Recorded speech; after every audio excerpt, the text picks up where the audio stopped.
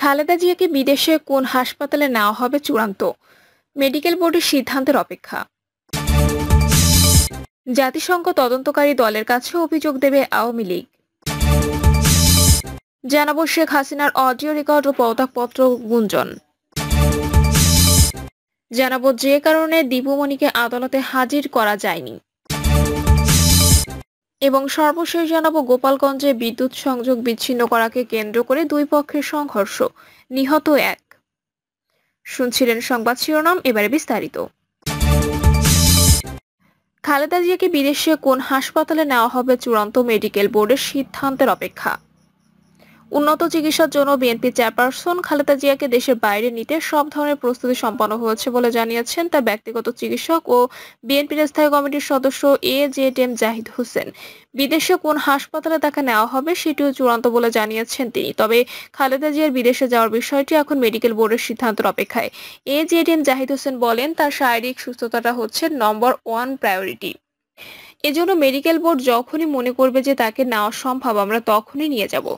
AZM Zahid Hossain আরো বলেন, তার শারীরিক অবস্থা বিবেচনায় চিকিৎসকেরা এখনো মনে করতে পারছেন না 12 থেকে 13 ঘন্টা ভ্রমণ করার মতো অবস্থায় তিনি আছেন। একটু এদিক ওদিক হলেই তিনি শারীরিকভাবে অসুস্থ বোধ করেন, বিভিন্ন ধরনের জটিলতার সৃষ্টি হয়। এজন্যই তাকে সার্বক্ষণিক নিবিড়ভাবে পর্যবেক্ষণ করা হয়।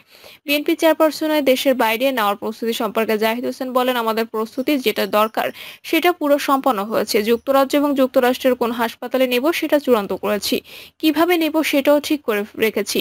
আইনগত যে জটিলতা আছে সেটা বর্তমান সরকারে যারা আইনের সঙ্গে সম্পৃক্ত তাদের সঙ্গেও আমরা কথা বলেছি। জাতিসংঘ তদন্তকারী দলের কাছে অভিযোগ দেবে আওয়ামী লীগ। জাতিসংঘের তদন্তকারী দলের কাছে অভিযোগ দেবে আওয়ামী লীগ। দলটি ক্ষমতাচ্যুত হওয়ার পর ঢাকা সহ বিভিন্ন জেলায় দলটির কার্যালয়, নেতাকর্মী ও তাদের বাড়িঘর, কার্যালয়ে হামলা ও ভাঙচুরের বিষয়ে দলীয়ভাবে অভিযোগ জমা দেবে আওয়ামী লীগ। আজ আওয়ামী লীগের ভেরিফাইড ফেসবুক পোস্টে এ তথ্য জানানো হয়। ছাত্র জনতার আন্দোলনের মুখে গত 5ই আগস্ট ক্ষমতাচ্যুত হন তৎকালীন প্রধানমন্ত্রী সভাপতি শেখ হাসিনা। গত 1 জুলাই থেকে শুরু হওয়া এ আন্দোলনে সারা দেশে ব্যাপক প্রাণহানির ঘটনা ঘটে। আওয়ামী লীগ ক্ষমতাচ্যুত হওয়ার পরে ঢাকা সহ বিভিন্ন জেলায় দলটির কার্যালয়, নেতাকর্মী ও তাদের বাড়িঘর, কার্যালয়ে হামলা ভাঙচুর করে। ছাত্র জনতার আন্দোলনকে ঘিরে ঘটে যাওয়া ঘটনায় তদন্ত করতে দেশে এসেছেন জাতিসংঘের মানবাধিকার অনুসন্ধান দল। তাদের কাছে দলীয়ভাবে অভিযোগ জমা দেবে আওয়ামী লীগ। আওয়ামী লীগের ভেরিফাইড পেজে শেয়ার করা পোস্টে বলা হয়, জাতিসংঘের মানবাধিকার কমিশনের তথ্য অনুসন্ধান টিম এখন বাংলাদেশে। তারা 1 জুলাই থেকে 15 আগস্ট পর্যন্ত ঘটে যাওয়া সব ঘটনার তথ্য সংগ্রহ করবে এবং গোপনীয়তা রক্ষা করবে। এতে আওয়ামী লীগের নেতা কর্মীদের প্রতি নির্দেশনা জানিয়ে বলা হয়, আপনার বা আপনার পরিবারের সঙ্গে ঘটে যাওয়া অত্যাচার, নির্যাতন, হত্যাকাণ্ড, ভাঙচুর, লুটপাট ও অগ্নিসংযোগের ঘটনার বিবরণ লিখে থানায় অভিযোগ দিন। অভিযোগ না নিতে চাইলে সাধারণ ডায়েরি করুন। যদি সাধারণ ডায়েরি করতে না দেয়, আমরা জাতিসংঘের তদন্ত টিমের কাছে দলীয়ভাবে অভিযোগ দেব।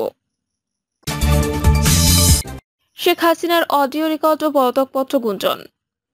তীব্র গণ আন্দোলনের মুখে গত 5ই আগস্ট শেখ হাসিনা দেশ ছেড়ে ভারত পালিয়ে যাওয়ার আগে প্রধানমন্ত্রী পদ থেকে পদত্যাগ করেছিলেন কিনা তা নিয়ে আবার নতুন করে আলোচনা শুরু হয়েছে। সম্প্রতি সামাজিক যোগাযোগ মাধ্যমে শেখ হাসিনার একটি ফোন রেকর্ড ফাঁসের তথাকথিত পদত্যাগপত্র ঘিরে নতুন বিতর্ক শুরু হয়েছে। যদিও আওয়ামী লীগের পক্ষ থেকে তাদের ভেরিফাইড ফেসবুক পেজে সেই পদত্যাগপত্রটি ভুয়া বলে দাবি করা হয়েছে। এর আগের দিন দলীয় এক কর্মীর সাথে কথোপকথনের একটি অডিও কল রেকর্ডে শেখ হাসিনাকে বলতে শোনা যায়, দেশ ছাড়ার আগে তিনি প্রধানমন্ত্রী পদ থেকে পদত্যাগ করেননি। তখন তিনি আরো বলেন, বঙ্গভবনে গিয়ে মহামান্য রাষ্ট্রপতির কাছে পদত্যাগপত্র জমা আমি দেই নাই, কাজেই আমার পদত্যাগ হয়নি। আমি এখনো বাংলাদেশের সংবিধান অনুযায়ী নির্বাচিত প্রধানমন্ত্রী। বিবিসি বাংলার প্রতিবেদন। মূলত এই বিষয়টি সামাজিক যোগাযোগ মাধ্যমে ছড়িয়ে পড়ার পরে এ নিয়ে নানা আলোচনা তৈরি হয়। কেননা ওই অডিও রেকর্ডে শেখ হাসিনাকে বলতে শোনা যায় তিনি যে কোনো সময় বাংলাদেশে ঢুকে পড়তে পারেন। যদিও স্বতন্ত্রভাবে ওই অডিও রেকর্ডটি যাচাই করার সুযোগ হয়নি। এরপর দিনই সামাজিক যোগাযোগ মাধ্যমে একটি পদত্যাগপত্রের ছবি ছড়িয়ে পড়ে। এ নিয়ে বিভিন্ন গণমাধ্যমে খবর প্রকাশিত হয়। ওই কাগজটিতে শেখ হাসিনার স্বাক্ষর ব্যবহার করা হয়েছিল, যার শেষে লেখা ছিল, প্রাণহানি এড়ানোর জন্য আমি পদত্যাগের সিদ্ধান্ত নিয়েছি। আমি বাংলাদেশের প্রধানমন্ত্রী পদ থেকে পদত্যাগ করছি। তবে এই পদত্যাগপত্রকে ভুয়া বলে দাবি করেছে আওয়ামী লীগ। আওয়ামী লীগের ভেরিফাইড ফেসবুক পেজে দেওয়া এক পোস্টে শেখ হাসিনার পদত্যাগ সংক্রান্ত পত্রটি ভুয়া দাবি করে দলটি। যে কারণে দীপুমণিকে আদালতে হাজির করা যায়নি। বিক্ষুব্ধ জনতা রোষানল থেকে রক্ষায় চাঁদপুরে 3টি মামলার আসামি সাবেক মন্ত্রী দীপু মনিকে চাঁদপুর আদালতে হাজির করা হয়নি। বিএনপি, জামায়াত ইসলামী সহ বিক্ষুব্ধ জনতা দীপু মনির বিরুদ্ধে অবস্থান নেবে এমন আশঙ্কার কথাই বিভিন্ন সূত্রে জানা গেছে। বিএনপি, জামায়াতের নেতাকর্মীদের হত্যা সহ নানা দুর্নীতির দায়ে চাঁদপুর 3 আসনের এমপির সাবেক মন্ত্রী দীপু মনির বিরুদ্ধে 3টি মামলা হয় আজ চাঁদপুর আদালতে। এসব মামলায় তাকে গ্রেপ্তার দেখানোর জন্য সকালে চাঁদপুর আদালতে হাজির করার কথা থাকলেও শেষ পর্যন্ত হাজির করা সম্ভব হয়নি বলে জানিয়েছে একাধিক সূত্র। জানা গেছে, দীপু মনি সহ আওয়ামী লীগ ও তার সিন্ডিকেটের লোকদের বিরুদ্ধে পর্যন্ত চাঁদপুর সদরে 3টি মামলা হয়েছে। 2টি মামলা তদন্তে রয়েছেন মডেল থানার উপপরিদর্শক মকবুল হোসেন এবং উপপরিদর্শক লোকমান হোসেন। এর মধ্যে গত 18 জুলাই চাঁদপুর জেলা বিএনপির সভাপতি শেখ ফরিদ আহমেদ মানিকের বাড়ির মনিরা ভবনে হামলা, ভাঙচুর ও আগুন দেওয়ার ঘটনায় দীপু মনি ও তার ভাই টিপুকে হুকুমের আসামি করে মামলা দায়ের করা হয়। দ্বিতীয় মামলা চাঁদপুর শহরের বাসস্ট্যান্ড এলাকায় বৈষম্য বিরোধী ছাত্র আন্দোলনের কর্মসূচিতে হামলার ঘটনায় দীপু মনি, তার ভাই টিপু, সেলিম মাহমুদ সহ 624 জনকে আসামি করে মামলা করেন শিক্ষার্থীদের অভিভাবক নুরুল ইসলাম খান। তৃতীয় মামলা চাঁদপুর শহরের পুরাতন বাসস্ট্যান্ডের পূর্ব পশ্চিম পাশে সড়ক ভবন এলাকায় বেআইনিভাবে বৈষম্য বিরোধী ছাত্রদের উপর হামলার ঘটনায় মামলা করেন জনৈক মুক্তার আহমেদ।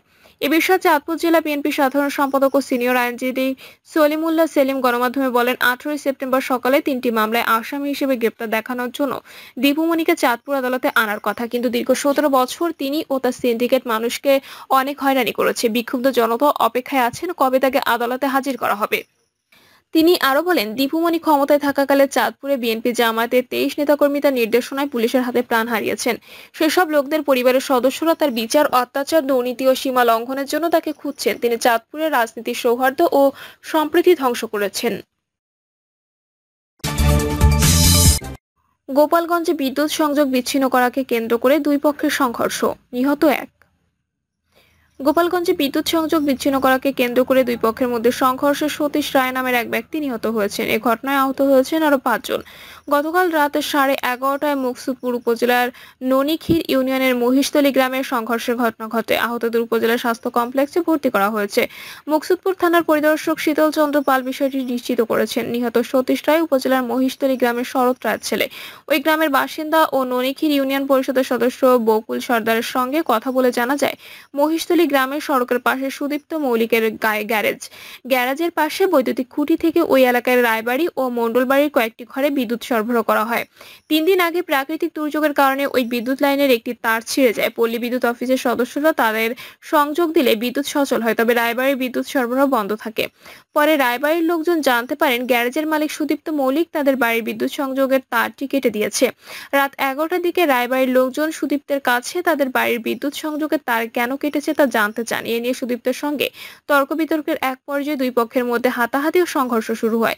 এক পর্যায়ে সতীশ রায়ের মাথায় হাতুড়ি দিয়ে আঘাত করে প্রতিপক্ষ। এর সময় 5 জন আহত হন। গুরুতর আহত অবস্থায় সতীশ রায় ও দীপঙ্কর রায়কে মুকসুদপুর উপজেলা স্বাস্থ্য কমপ্লেক্সে নিয়ে গেলে কর্তব্যরত চিকিৎসক সতীশ রায়কে মৃত ঘোষণা করেন। দীপঙ্কর রায়কে ওই হাসপাতালে ভর্তি করে চিকিৎসা দেওয়া হচ্ছে। অন্যরা স্থানীয়ভাবে প্রাথমিক চিকিৎসা নিয়েছেন। মুকসুদপুর থানার পরিদর্শক শীতল চন্দ্র পাল বলেছেন, বিদ্যুৎ সংযোগ বিচ্ছিন্ন করাকে কেন্দ্র করে ওই গ্রামে দুই পরিবারের লোকজনের মধ্যে লাঠিসোঁটা নিয়ে সংঘর্ষ শুরু হয়। এ সময় একজন নিহত হয়েছে। নিহত লাশ ময়নাতদন্তের জন্য গোপালগঞ্জ 250 শয্যা বিশিষ্ট জেনারেল হাসপাতালে মর্গে পাঠানো হয়েছে। এ ঘটনায় এখনো মামলা হয়নি। এলাকার পরিবেশ শান্ত রয়েছে। প্রিয় দর্শক, এই ছিল এখনকার সর্বশেষ সংবাদ। আপডেট সব সংবাদ পেতে চ্যানেলটি সাবস্ক্রাইব করে বেল আইকনটি ক্লিক করে রাখুন।